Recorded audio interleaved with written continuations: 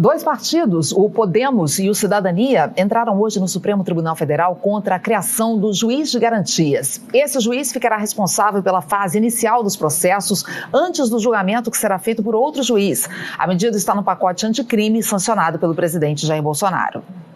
Os dois partidos afirmam que a lei fere a Constituição porque criou o juiz de garantias sem a necessária participação direta do judiciário, o que esvaziou a legitimidade, a organização e o funcionamento dos órgãos da Justiça. Podemos e Cidadania sustentam que não foram realizados estudos sobre o custo com um juiz a mais para atuar no processo, medida que teria impacto imediato, afetando a despesa do ano que está prestes a começar e para cujo exercício já existem orçamentos aprovados. A estimativa dos partidos é de que a implantação do juiz de garantias terá custo de 2,5 bilhões de reais apenas na Justiça Estadual. A criação do juiz de garantias foi contestada também no Supremo na sexta da semana passada pela Associação dos Magistrados Brasileiros e pela Associação dos Juízes Federais do Brasil.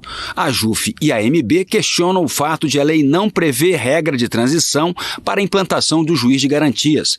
Segundo as duas associações, com a criação do juiz de garantias, dificilmente os inquéritos chegarão a um bom termo em prazo razoável, porque não haverá magistrado em número suficiente para atender à demanda. A lei prevê que o juiz de garantias será responsável pelas decisões sobre o processo de investigação, e outro magistrado ficará com a tarefa de julgar se o réu deve ou não ser punido. Deputados e senadores aprovaram a criação do juiz de garantias sob o argumento de que vai tornar os julgamentos mais isentos, na medida em que um juiz vai supervisionar o trabalho do outro.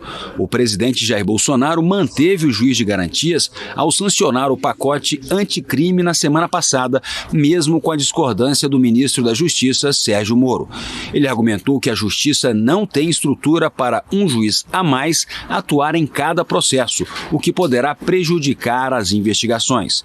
O presidente do Supremo, o ministro Dias Toffoli, disse à TV Globo que foi questionado pelo Palácio do Planalto sobre a viabilidade da implantação do juiz de garantias e que se limitou a dizer que é possível e factível implementar a medida. Podemos e Cidadania pedem ao Supremo uma liminar para suspender imediatamente a medida. O relator sorteado para a ação é o ministro Luiz Fux, mas como o Supremo está em recesso, o caso pode ser analisado pelo presidente do tribunal, Dias Toffoli, responsável pelo plantão.